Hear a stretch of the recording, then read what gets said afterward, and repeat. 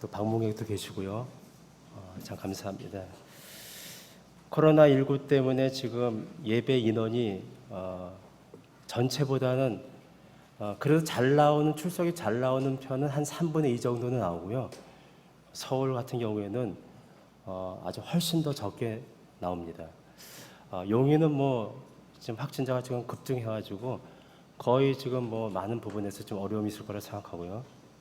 미국 같은 데는 저희 형님도 계시지만 아무리 큰 교회라도 50명 이상을 딱 제한시켜서 정규 예배도 그렇게 딱 이상 못 나오게 다 제한시키고 정말 여러 가지로 불편하고 어려운 점이 한두 가지가 아닌 것 같습니다. 이번에 확진된 용인의 우리제일교회인가요? 성가대에서만 25명이 확진돼서 근데 이제 마스크 안 쓰고 했다고 합니다. 저희는 좀 불편하지만 앞 가리개를 갖고 하죠. 저도 한번 써봤는데 상당히 참 불편합니다.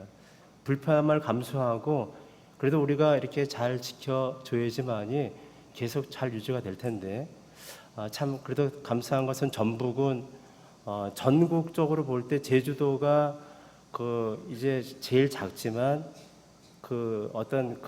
이 지역의 크기를 본다면은 전북이 훨씬 더 크기 때문에 전북이 가장 큰 청정 지역이 아닐까. 잘 달리는 말에 채찍을 가하라고 이럴 때 전북의 모든 도민들이 정말 더 열심히 방역에 힘쓰고 또 나라의 그 모든 제재에 잘 순응하고 잘 따라줘야만 될 거라고 생각합니다. 확진받은 많은 잘못된 교회들, 교회가 잘못된 것은 아니지만 너무도 좀 말을 함부로 하고 교만하고 그런 것들이 참 저는 걱정이 되는 게 사실은 여러 가지로 교회 나름대로 어떤 그런 것을 얘기할 수 있겠지만 세상에 보는 교회는 어떨까요? 결코 본이 되지 않습니다. 비록 세상에 대해서 뭔가 우리가 할 말이 있다 할지라도 하나님의 방법으로 그 일들을 이뤄가야만 될 것이고 특별히 이러한 때는 어쩌든지 교회가 그러지 않아도 세상 가운데 크게 정말 여러 가지로 소금과 빛의 관리를 감당하지 못하는 가운데 있는데 더 조롱받지 않도록 하기 위해서는 본을 보여야만 된다고 생각합니다. 우리 각자가 이러한 때일수록 죄인된 마음같이 가질 필요까지는 없겠지만 우리 만나는 지인들, 가족들에게 정말 더 겸손하게 낮은 마음으로 이 어려운 시대를 잘 지내야만 될 줄을 믿습니다. 지금 현재 오전 예배는 우리 마가복음과 열왕기상 이 부분을 지금 같이 강의하고 있고요. 다시금 또 이어서 열왕기상 오늘 18장 본문의 말씀을 통해서 마지막에 그 말씀이 나오죠. 18절 말씀 가운데. 그래서 그 말씀을 인용해서 제가 제목을 누가 이스라엘을 괴롭게 하는 자인가 라는 제목으로 오늘 말씀을 통해서 주신 영적 교훈을 받고 다시 한번 우리의 믿음을 추스리고 주 앞에 달려가는 믿음의 승자들 되시기를 주님의 이름으로 간절히 축원합니다. 여러분, 엘리야 선지자는 3년간의 은둔 생활을 청산하고 드디어 이스라엘 민족의 무대에 다시금 등장합니다. 오늘 본문은 갈멜산에서 바알 선지자들과 격돌하기 전에 아합 왕을 만나는 장면이죠. 여기에 중요한 인물이 있습니다. 거의 오늘 말씀 가운데 중요한 그 한 인물이 있는데 오바댜라는 사람이죠. 오바댜 선지자도 있지만 그 오바댜는 아니고요. 그 오바댜라는 사람이 지금 소개받고 있는데 아합 왕의 국내 대신입니다. 하나님을 경외하는 사람이라고 성경에 기록되어 있죠. 엘리야 선지자는 이 오바댜를 통해서 아합 왕과 다시 대면하게 되는데 오늘 본문의 말씀은 아합과 오바댜, 또 오바댜와 엘리야의 만남, 또 아합과 엘리야 사이에 주고받는 대화로 엮여져 있습니다. 여러분 1절 말씀 보시게 되면 많은 날이 지나라고 되어 있죠. 약 사르밧 과부의 집에 거한 지 3년 정도가 됐을 것이에요. 그리 시냇가에 한 6개월 있었고요. 사르밧 과부의 집에 3년. 그래서 그리 시냇가부터 사르밧 과부의 이제 많은 날이 지나는 이 시점까지는 3년 6개월 동안 지금 엄청난 기근이 사마리아 땅에 있은 것이에요. 자, 그렇게 많은 날이 지나고 난 다음에 1절 말씀 보니까 제3년에 여호와의 말씀이 엘리야에게 임하여 이르시되, 여러분 이 표현은 항상 엘리야의 사역의 큰 이정표가 되었습니다. 그를 시냇가로 가라고 명령하셨을 때도 이런 표현을 쓰셨고, 사라밧 가보에게로 가라는 지시도 이런 표현을 쓰셨고, 또 이번에는 아합에게 가라는 말씀도 이런 표현을 쓰는 것이에요. 여러분, 엘리야의 신앙의 특징이 무엇입니까? 선지자이지만 그는 하나님께서 말씀하실 때 움직였다는 것이죠. 엘리야는 특별한 사람이야. 죽음을 보지 않고 승천한 정말 특별한 인물이지. 그렇게 생각하는 것이 아니고, 오늘 우리에게 주시는 교훈은 정말 하나님의 백성이라면 하나님의 말씀이 임할 때 우리가 거기에 따라서 우리의 삶이 그렇게 진행되어야만 된다는 것이에요. 엘리야는 하나님께서 가라 하실 때 그대로 순종한 것이에요. 머물라 하면은 그대로 머무른 것이에요. 성령보다 앞서면 안 되고 기도보다 앞서면 안 된다는 그런 말이 있잖아요. 우리가 우리의 핸들을, 우리 신앙의 핸들을 내가 잡고 가는 것은, 그것은 하나님을 믿는 신앙이 아닌 것입니다. 여러분, 우리가 신앙으로 입문하고 하나님의 백성이 되었다는 것은 이제 우리의 인간적인 내 개인의 의를 다 십자가에 못 박고 하나님 중심으로 내 안에 내주하신 성령님의 음성을 듣고 그 성령님의 인도를 받고 그분의 지시를 받고 살아가는 것이에요. 17장 마지막 그 앞에 24절 말씀에 의하면 사라밧 가부는 이제 죽은 아들의 회생으로 여호와 하나님의 말씀과 엘리야 선지자의 권위를 정말 온전히 인정하는 신앙 고백을 했습니다. 그렇죠? 아마 이 사라밧 가부의 그 아들이 죽은 사건이 회생되는 사건은 이제 사라밧에 가서 아무리 제가 그 기간은 나와 있지 않지만요, 1년여 안에 그런 일들이 있었다고 볼 수 있습니다. 그러고 나서도 과부의 집에 계속 기적의 식량은 계속되었을 것이고 죽은 아들도 살아났고 그들의 신앙도 깊어졌을 것이에요. 따라서 엘리야 선지자는 더 이상 사르밧에 머물 필요가 없는 것처럼 보이지 않겠습니까? 이제 하나님께서 보여주실 것을 다 보여주셨어요. 그런데도 불구하고 하나님은 많은 날 동안 계속 거기에 같이 있으라고 하신 것이에요. 인간적인 측면에서 보게 되면 할 일도 많이 있는데 엘리야는 지금 시간만 낭비한다고 볼 수가 있겠죠. 그렇지만 그렇게 봐서는 안 되는 것이고 말씀의 의미를 깊이 상고해야만 됩니다. 과부의 아들이 살아난 사건 이후로도 많은 시간을 같이 있었다는 것을 많은 날이라고 표현하고 있는데, 여러분 무슨 의미가 있을까요?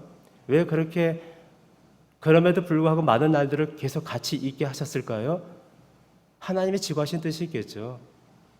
여러분, 저는 제가 신학을 처음 입문하면서 사도 바울을 제가 참 좋아하는데, 사도 바울이 다메섹 도상에서 주님이 현현해서 나타나셔가지고 그에게 이제 말씀해 주시고 사명을 주시죠. 근데 사도 바울이 여러분 즉시로 세상 가운데 이방인 사도로 부름받고 바로 선교지로 간 것이 아니라는 것이죠. 아라비아 사막에 3년, 또 자기의 고향 다소에 10년, 무려 14년 동안 보이지 않는 운둔 생활을 한 것이고, 갈라디아서에 잠깐 그 말씀이 있고 그때 무엇을 했는가는 거의 나타나지 않습니다. 여러분 이해가 되십니까? 저는 신학을 하는 신학도로서 그때 어떻게 이런 일이 일어나지? 어떻게 이렇게 하나님께서 그냥 그들을 방치해 두시지?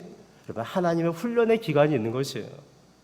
14년 후에 하나님께서 드디어 바울을 준비된 다음에 쓰시고자 하셨던 것이에요. 여러분, 모세가 40년이 되었을 때 이미 유아기 때 유모인 어머니의 시브리 민족의 정체성을 그때 이미 배웠을 것이고, 그래서 이제 그가 자라서 내가 이제 바로의 공주의 아들로서 이렇게 지냈지만 나는 히브리 민족이야. 내가 이 정말 히브리 민족을 해방해야지. 그렇게 해서 자기 임무를 하려고 했을 때 어떻게 됐습니까? 오히려 역전이 되었습니다.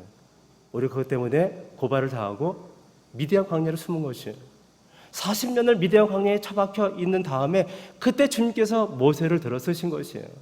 요셉도 마찬가지고 다윗도 마찬가지고 하나님이 그들을 훈련시키는 기간들이 있었다.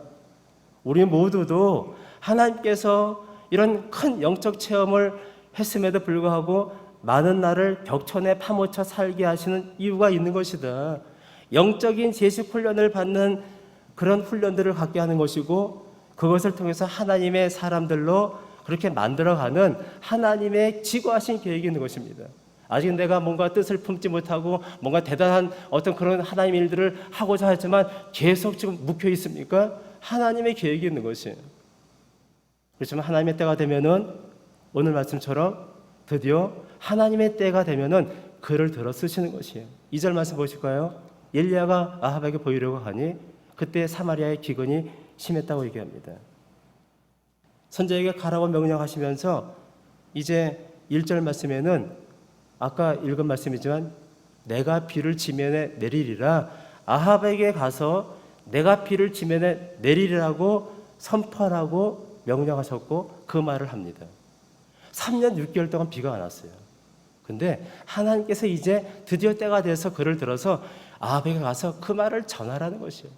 여러분, 우리가 이 말씀을 잘 알고 있지만요, 이 말씀을 자세히 보십시오. 비를 주신 분이 누구이십니까? 하나님이신 것이에요.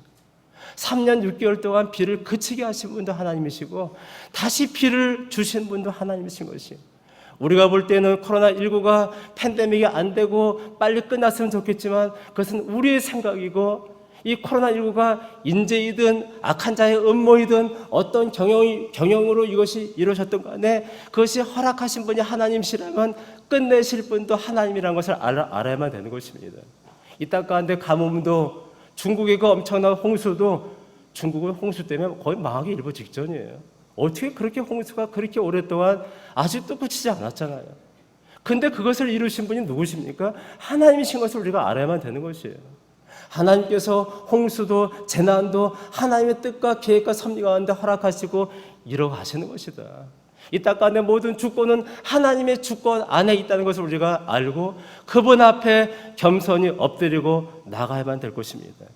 코로나19가 계속 진행되고 또 이렇게 어제 그제 확진자가 많아지게 되면 좀 움츠러하잖아요. 근데 하나님 계속 우리에게 사인을 주시는 것이에요. 교회를 향해서 말씀하시는 것이에요. 너희 너무 교만하지 마라. 말 함부로 하지 마라. 그것을 우리에게 주시는 것이에요. 근데 깨닫지 못하면은 점점 교회가 더 그런 것 때문에 세상 가운데서 더 압박을 당하게 되는 것이에요. 말씀 보게 되는 사마리아조차 3년 이상 계속되는 가뭄으로 큰 타격을 입지 않았습니까? 무슨 뜻입니까? 바알신이, 여러분 사마리아의 아합 왕은 바알신, 이세벨의 시돈의 그 바알 숭배자의 딸을 받아서 바알신을 전격적으로 나라적으로 그렇게 섬기지 않습니까?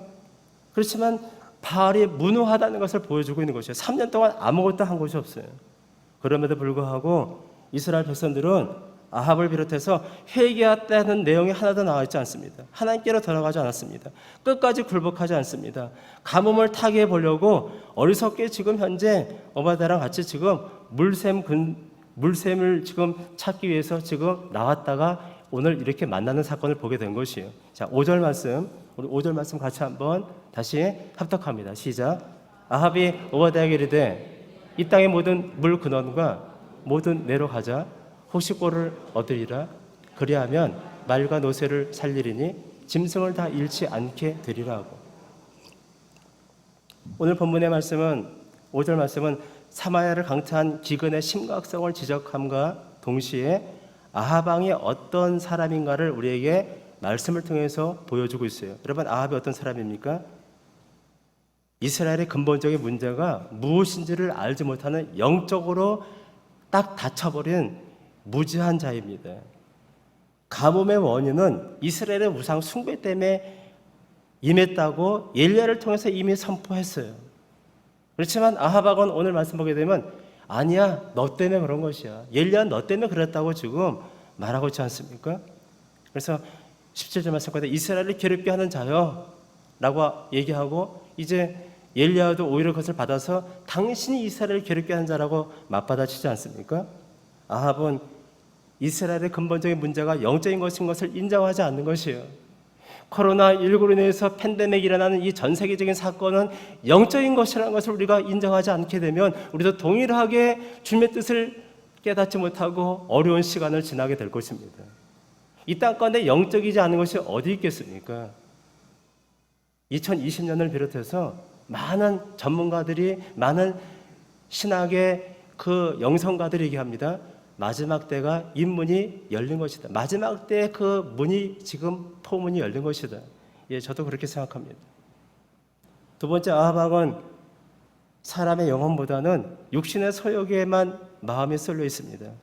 지금 아하방에게는 수천 승의 병거들이 있고 그 병거들은 가장 중요한 전쟁 장비일 것이고 또한 가장 비싼 수입품일 텐데 아하방의 논리에 따르면은 이것들은 바알신의 축복으로 얻게 된 경제력과 국방력이라고 그는 그렇게 생각했을 것이에요.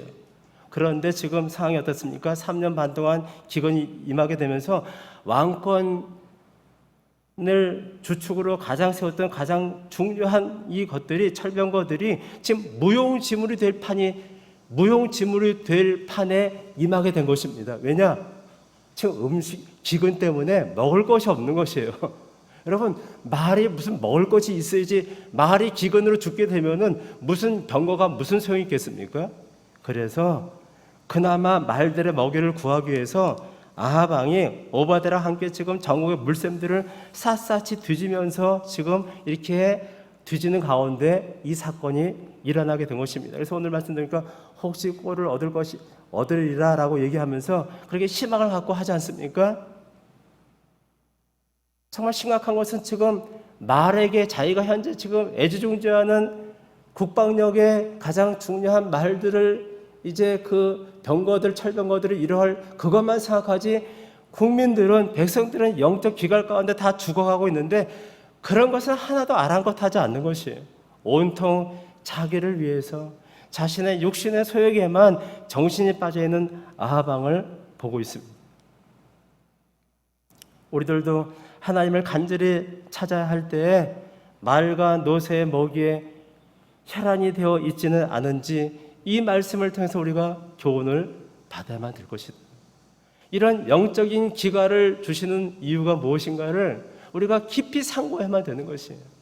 이러한 때 우리가 먹고 사는 것도 필요해서 그 생업에도 종사해야만 되고 이것저것을 해야만 되겠지만 그것에만 치심하고 전 세계적인 팬데믹이 또 앞으로 올 가능성도 있고 이런 상황을 바라보면서 하나님께서 우리에게 말씀하시는 음성이 무엇인가를 들을 귀를 우리가 열어놔야만 된다는 것이죠.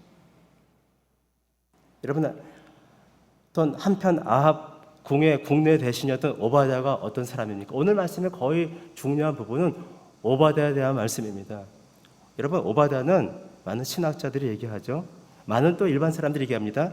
타협적인 사람이다. 타협의 사람이다. 그렇게 비판을 받습니다. 성경은 그가 그렇지만 여호와를 크게 지극히 경외한 사람이라고 지금 평가하고 있죠. 그 말씀 이제 좀 이따 다시 말씀드리고요. 그렇지만 오바댜는 말할 나위 없이 약점들로 가득 찬 사람입니다. 그냥 우리 같은 연약한 사람인 것이. 근데 그가 정말 귀한 일들을 감당하고 있죠. 지금 엘리야 선지자가 주고받는 대학 가운데 오바댜랑 대화 가운데 대부분이 이제 오늘 그 말씀이고 적지 않은 정말 중요한 교훈들을 우리가 발견할 수 있습니다. 첫 번째 오바댜는요.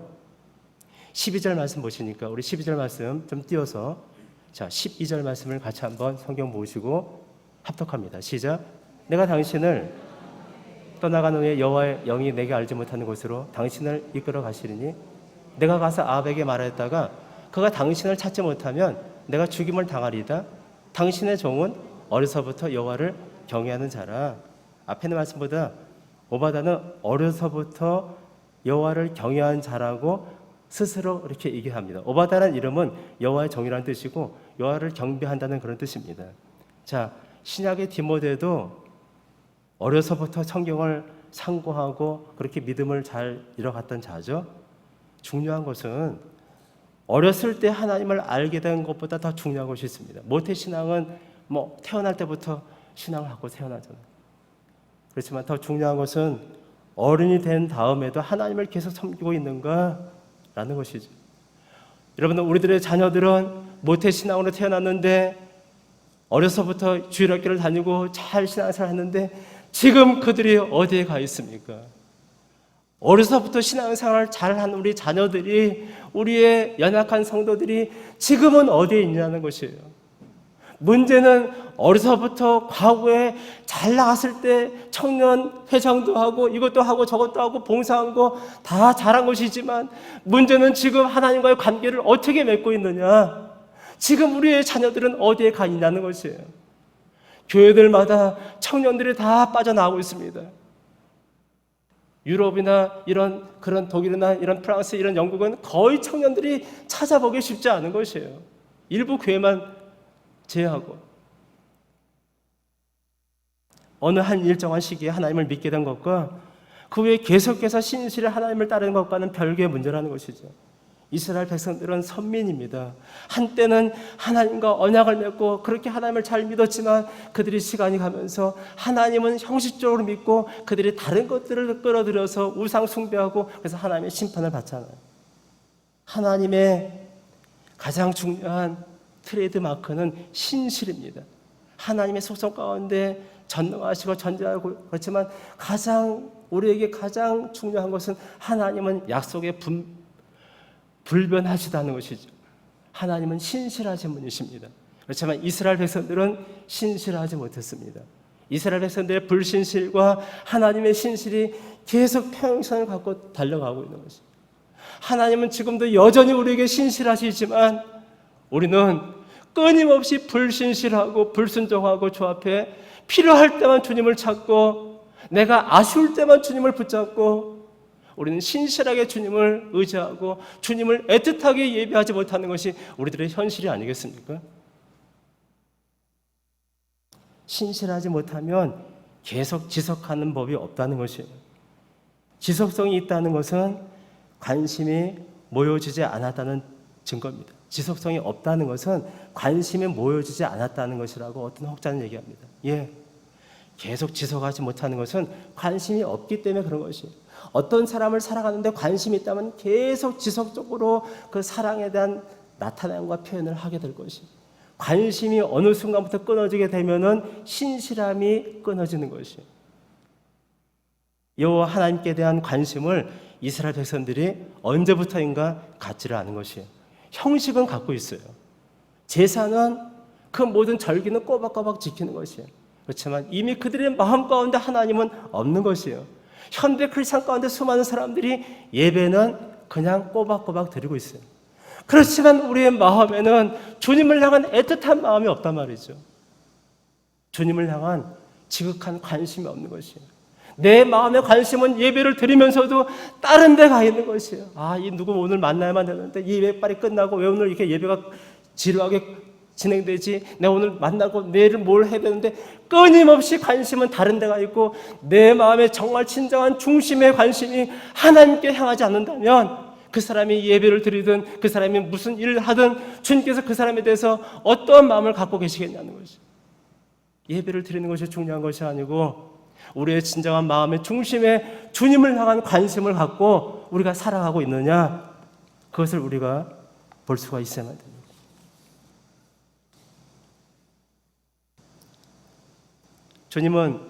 주님의 트레이드마크는 신실과 충성입니다. 바울은 회심한 후에 25년이 지나서 아그리빠 왕에게 이렇게 간증합니다. 사도행전 26장 22절 말씀 띄워주시고 같이 한번 읽겠습니다. 시작. 내가 당신을 떠나간 후에, 사도행전 26장인데 18장인가요? 그러면 같이 한번 찾아보겠습니다. 잘못 기록된 것 같은데 사도행전 우리 26장 너무도 중요한 말씀인데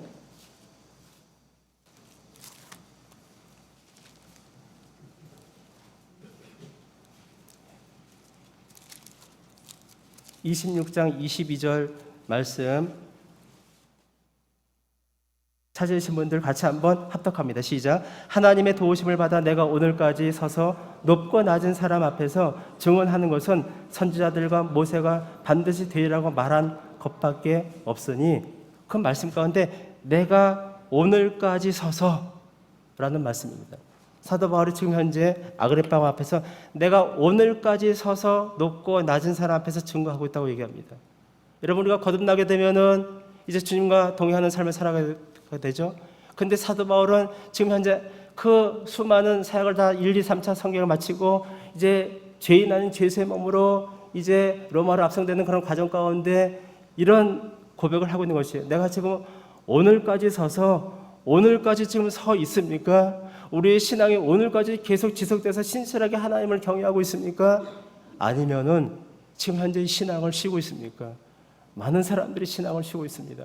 코로나19로 인해서 많은 사람들이 신앙을 자기는 쉰다고 생각하지 않아요. 나는 온라인 예배를 드릴 것이야. 야, 코로나19 때문에 지금 확진되고 하는데 이렇게 경계심이 있는데 무슨 교회를 나가 온라인 예배 드리라고 얘기하잖아. 그렇지만 하나님은 마음을 아시겠죠. 하나님은 우리의 마음의 중심을 아실 것입니다. 나와 있고 안 나와 있고를 차이를 떠나서 하나님은 내 마음이 주님을 향해서 신앙을 쉬고 있는 것인지 계속 오늘까지 주 앞에 신실하게 나의 삶을 드리고 있는지를 하나님은 아실 줄로 믿습니다. 오바다는 역경 가운데 주님을 섬기는 자였죠. 오바다 오늘 말씀 다시 돌아서 보게 되면 많은 사람들이 오바다를 혹평합니다. 나쁘게 얘기합니다. 비겁한 사람이야. 야, 악의 속으로 있어. 거기서 계속 타협하고 있는 것이야. 간악한 이세벨의 영향의 지배 아래 있는데 어떻게 거기서 신앙을 지킬 수 있겠어? 불가능해. 그냥 자기 살기 위해서 그렇게 있는 거나 마찬가지야 라고 이렇게 얘기하고 그의 신앙을 의심하지만 그렇지 않습니다. 왜냐하면 주님의 평가가 그렇지 않다라는 것이죠. 여호와를 떠난 아합과 바알의 총수격인 이세벨의 신봉 노릇을 하는 일은 결코 쉬운 게 아닌 것이에요. 오히려 더 어려운 일을 지금 하고 있는 것이에요. 어떤 환경이든 하나님의 인도로 주어진 곳이라면 그곳에 머물러 있어야만 되는 것이에요. 여러분, 지금 엘리야가 지금 사르밧 가부집이 어디입니까? 시돈 땅이에요. 시돈 땅은 바알의 본산지가 있는 곳이에요. 어떻게 보게 되면 그리시나까지에서 시돈 땅까지 훨씬 먼 거리였는데 적진에 들어가서 거기서 숨어 있으라고 주께서 명령하신 것이에요. 그리고 오바다는 가장 큰 적진인 정말 하나님과를 대적하는 아합 궁에 있었다는 것이죠. 하나님의 구원 계획에서 볼 때 이것은 너무도 중요한 것입니다. 왜냐하면 역사를 보십시오. 성경 역사를 보게 되면 요셉이 누구입니까? 파로의 궁에 들어가서 원치 않게 들어간 것이죠. 팔려서 형제들에 의해서. 그렇지만 거기서 총리 대신이 되고 이스라엘 백성들이 히브리 민족으로 형성되는 놀라운 역할을 하시잖아요. 여러분, 다니엘은 누구입니까? 포로 잡혀가서 느부갓네살 왕, 그 이후에 두 왕을 더 거치면서 오랜 세월 동안 정말 놀라우신 하나님의 영광을 선포하지 않습니까? 모르드게도 마찬가지고 포로로 잡혀갔을 때 아하스로 에령의 최고 실권자가 되지 않습니까? 그리고 실제 로마 황제 시제의 문중에는 많은 크리스찬이 있었다는 것이 영화로도 성경 사도행전에도 나와 있는 것이에요. 하나님은 곳곳에 당신의 택한 백성들을 다 배치해 두셨습니다. 그런데 그것이 우리가 원치 않는 악의 소굴이 될 수도 있는 것이에요.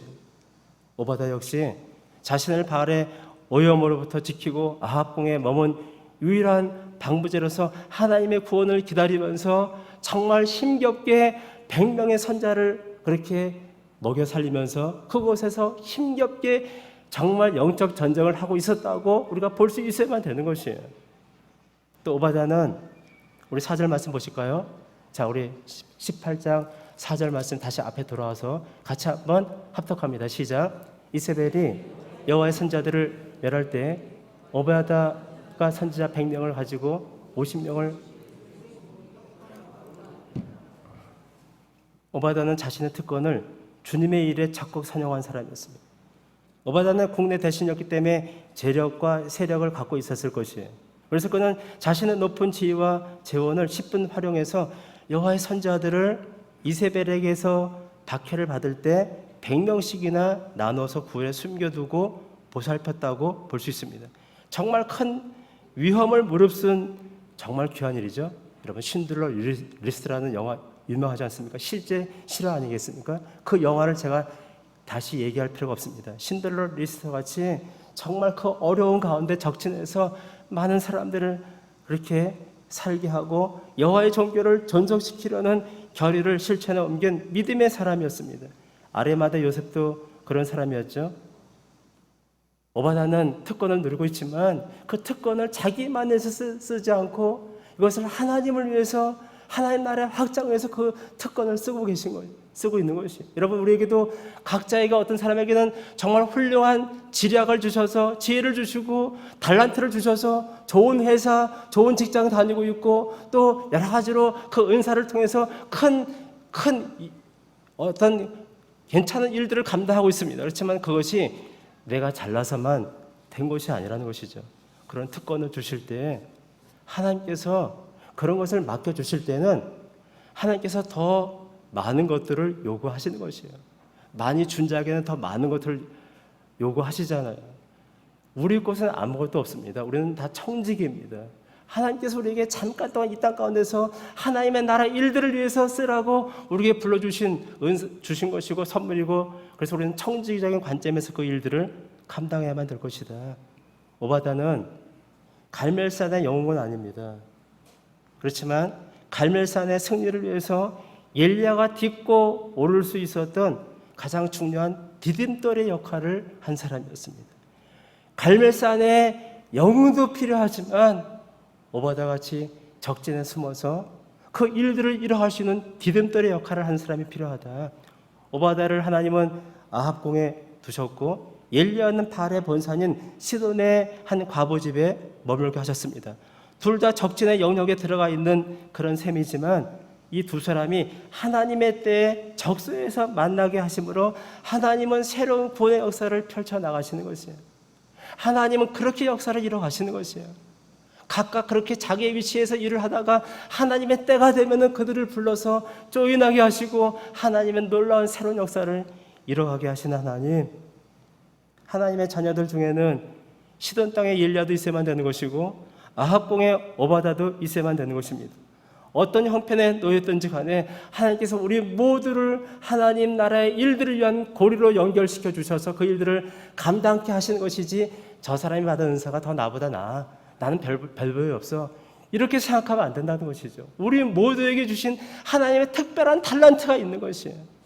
그것을 발견하고 내게 주신 것을 최대한 활용해서 하나님께서 언제 그것을 들어 쓰실 때 내 개인의 힘으로 되지 않고 내 개인의 어떤 것으로 되지 않고 연결해서 하나님은 놀라운 하나님의 일들을 이뤄가실 줄 믿습니다.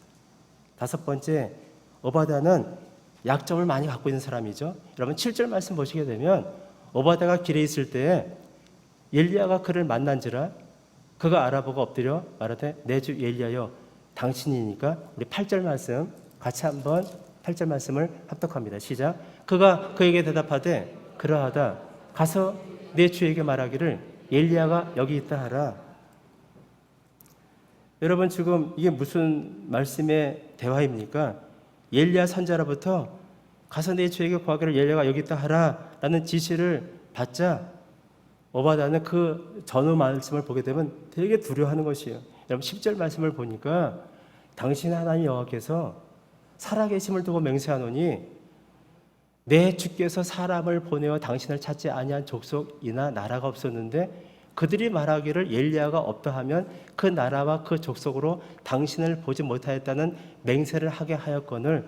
무슨 뜻입니까? 계속 이어지는 말씀을 보지 않지만 아합 왕이 철저하게 수색했음에도 불구하고 엘리야 선자가 3년씩이나 종족을 감춰서 누구도 그것을 찾지 못했잖아요.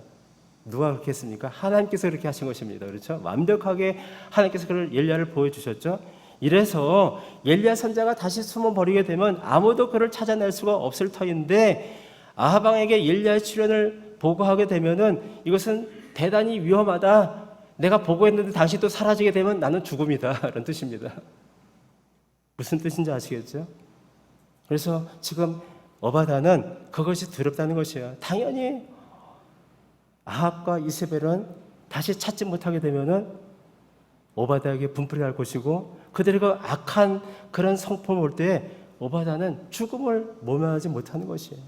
이런 두려움과 이런 확신과 부족이 없는 두려움을 오바다가 갖고 있었다라는 것이죠. 야, 그런 거 갖고 두려워해 하나님의 사람이 이렇게 얘기할 것이 아니고 우리들도 그럴 수 있는 사람들입니다. 그렇죠?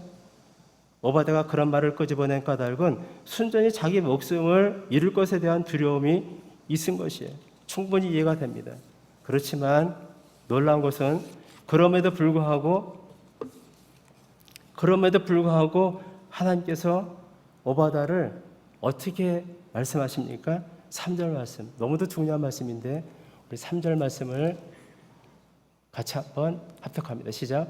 아합이 왕궁 맡은 자 오바댜를 불렀으니 이 오바댜는 여호와를 지극히 경외하는 자라.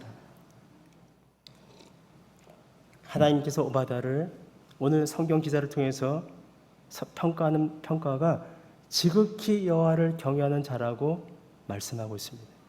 이렇게 연약함에도 불구하고 자기가 죽을 것을 두려워함에도 불구하고 여러분 우리가 그렇지 않은 자가 어디 있습니까? 이것이 우리에게 희망이고 소망이죠. 우리의 불충성에도 불구하고 하나님께서는 오바댜가 잘한 것들을 올려주시는 것이에요. 중요한 것은 하나님의 평가라는 것이죠. 다른 사람들은 그 오바댜를 그렇게 비겁하고 정말 뭔가 이상한 사람이라고 그렇게 스파이라고 생각할지 모르겠지만 하나님은 그렇게 평가하지 않으십니다. 하나님은 오바댜를 지극히 여호와를 경외한 자라고 얘기합니다. 성경은 허물이 많은 성도들을 향해서 칭찬 예를 많이 갖고 있습니다. 히브리서 기자는 우리에게 그것을 선포하고 있죠. 여러분 노아가 누구입니까? 술 취해서 나중에 보게 되면 다 벌거벗고 그랬던 노아를 히브리서 기자는 다 그런 거 감춰놓고 정말 하나님을 경외하고 방주를 예비했기 때문에 믿음을 쫓는 후사라고 그를 칭찬하고 있는 것이에요. 아브라함도 마찬가지입니다. 요즘 창세기 말씀 저희가 같이 상고하고 있죠. 얼마큼 추접한 사람입니까? 자기 아내를 2번이나 누이로 속이고 그냥 또 하나님의 말씀을 온전히 믿지 못하고 그 하나님을 신뢰하지 못하고 하갈을 통해서 이스마엘을 낳고 그래도 끊임없이 뻗어넘기고 하나님의 약속을 인정하지 않고 이스마엘을 족하다고 한 그 아브라함이 무슨 믿음의 조상이겠습니까? 그렇지만 하나님은 그 아브라함의 믿음을 계속 이뤄가시면서 열심히 이뤄가시면서 아브라함이 믿음으로 하나님의 경영하시고 지으실 터가 있는 성을 바랐다고 얘기합니다. 야곱은 사기꾼이고 속이는 자였지만 야곱을 향해서 하나님께서 또 칭찬하지 않으십니까? 기드온도 마찬가지고 다윗도 마찬가지고 다윗은 바스바를 범죄하고 우리아를 간접적으로 죽이는 사건 그 이후에도 많은 잘못된 사건이 있음에도 불구하고 하나님은 다윗을 향해서 하나님 마음에 합한 자라고 말씀하시고 영광스러운 믿음의 대열에 그를 올려놓고 계신 것이에요. 우리의 실수에도 불구하고 우리의 연약함에도 불구하고 우리가 주 앞에 그 모든 우리의 연약한 죄를 다 회개하고 고백하고 나아가면 주님은 그것을 기억하지 않으시고 그것을 이제 다 깨끗이 청산해 주시고 우리의 좋은 면을 올려주시는 것입니다. 결코 주님이 그냥 죄를 넘어가시는 분은 결코 아니신 것입니다. 주님은 우리가 잘못한 것에 대해서 분명히 징계하시고 말씀하시는 분이시지만 우리가 그것을 심히 마음 아파하고 회개하고 주 앞에 고백하고 나아가면 그것을 잊어버리시고 우리가 정말 별거 아닌 것 같지만 주 앞에 믿음으로 충성한 우리의 어떤 것을 좋게 평가하시고 오늘 오바댜를 보십시오. 지극히 여호와를 경외하는 자라고 이렇게 오바댜를 칭찬하신 하나님, 우리들도 그 하나님의 칭찬을 받을 만한 자격은 없지만 그렇지만 우리가 다시 한번 오늘도 이 말씀을 통해서 우리 자신들을 돌아보고 정말 주 앞에 우리의 삶을 헌신하고 올려드리면 주께 소리를 칭찬해 주실 줄을 믿습니다. 이 말씀은 또 다른 성도를 향한 우리의 시각도 우리에게 보여주고 있는 것이에요. 야, 저 아무개 왜 저렇게 못났어? 아유, 왜 저런 말을 해야 돼? 아직 부족하죠? 왜냐? 공사 중이니까. 우리 모두는 다 공사 중인 것입니다. 우리는 오늘도 주님께서 우리를 보시는 관점으로다가 다른 성도들도 그렇게 볼 수 있어야만 될 것입니다. 하나님의 나라의 관점에서 그들을 바라볼 수가 있어야만 될 것입니다.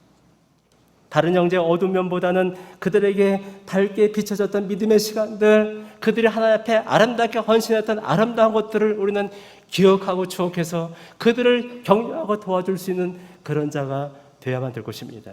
마지막으로 진리편에 서 있는 자는 하나님의 격려를 받는다는 중요한 교훈을 오늘 말씀에서 우리에게 하고 있다는 것이죠. 여러분, 엘리야 선지자는 타협이 없었죠.